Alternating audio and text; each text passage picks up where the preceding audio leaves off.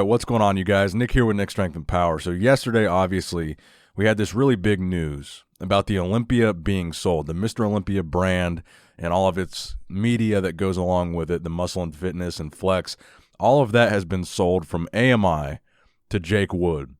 So in this video, I want to talk about what that really means for the future of the Olympia and what things might change as a result of this decision. So keep in mind here, this isn't something that happens very often. The Olympia, I believe, has only changed ownership 2 times, meaning there's been 3 owners, including Jake Wood. So this is actually a really big deal for the Olympia and potentially its future. So number one, you don't have the corporate environment that AMI brought to the table. So that's something to really add to the equation when you're talking about things that might happen. So I'm going to talk about my big 3 here, my big 3 things that I really hope are going to happen as a result of this sale. And in the comment section below, I want you guys to let me know what changes you guys would like to see made to the Olympia with this new ownership. Now, I guarantee you someone from the Olympia is watching this video right now, and they're hearing me say this, and they're going to go straight to the comments and read what you guys, the fans, are saying.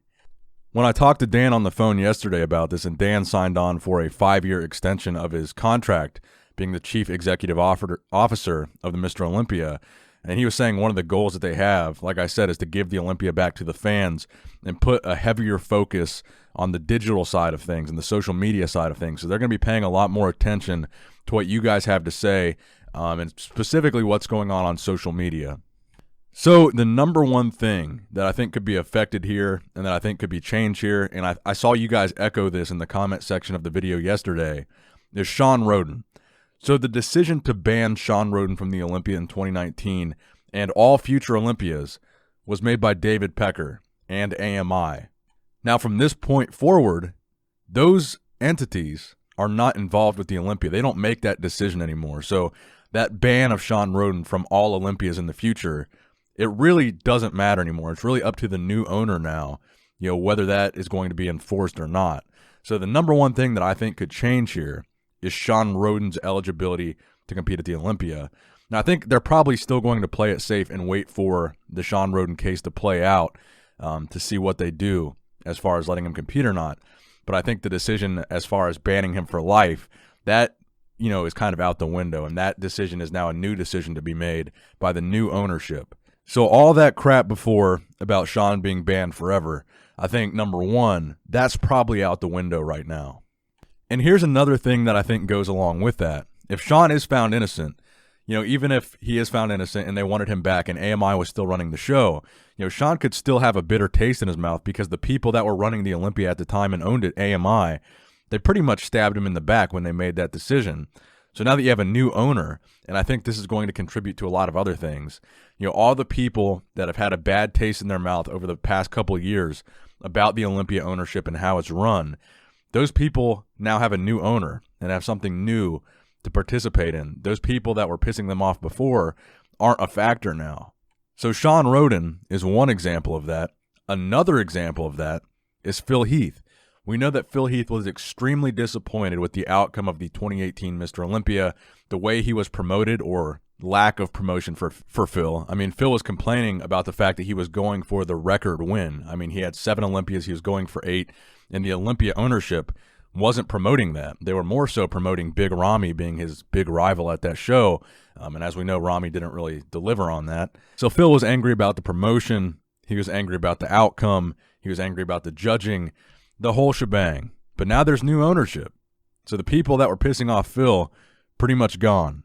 So could this mean Phil comes back to the 2020 Mr. Olympia? And as I said in the previous video, this new ownership will be in full effect for the 2020 Mr. Olympia. So this isn't something that's going to take some time, the process, or a transition period. This will be in effect for 2020. And AMI had originally acquired full ownership of the Olympia, I believe it was 2017. So Phil and Shawn in particular were the two that really fell victim most to AMI's ownership.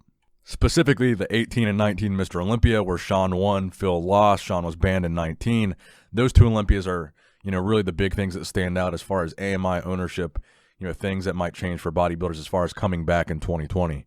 And for everyone that was asking, I don't have any new information about Sean Roden's case. As far as I know, there have been no major developments, no major updates, but as soon as I do know, I will keep you guys posted on this channel, as I always do. So make sure you subscribe to stay tuned for that information.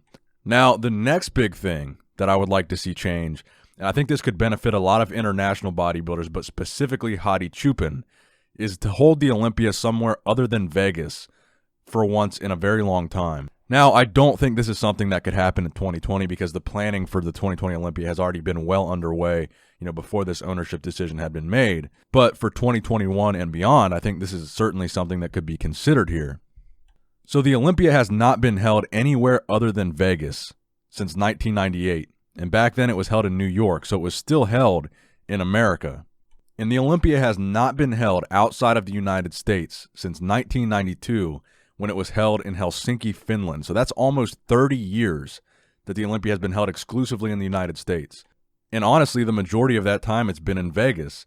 So that could be something that I think it's time to freshen up, maybe time for a change with this new ownership, is maybe find a new location just once, even if it's just a one-off thing, and then go back to Vegas afterwards. I think it'd be cool to see the Olympia held somewhere outside of Vegas for once. And I actually do think this is something that's going to be considered after the 2020 Mr. Olympia, especially when we see whether or not Hadi is going to be able to compete. I think if we see that Hadi is not able to make it to this year's Olympia, then this new location thing is something that's going to be considered after this year's Olympia if Hadi really is excluded because of, visas or traveling or whatever. And the third and final thing that I would like to see change at the Olympia in the future with this new ownership is the lighting. That has been the main complaint of a lot of fans the past couple of years, is that the lighting sucks at the Olympia. It's not what it used to be. It doesn't present the best, viewing of these physiques and these guys. It's just not good. So if the new ownership is going to be listening to the fans, like they're saying, I think that's one of the things the owner should consider, is a lot of the fans are saying that the lighting has not been good the past couple of years and needs to be changed, as well as the live stream.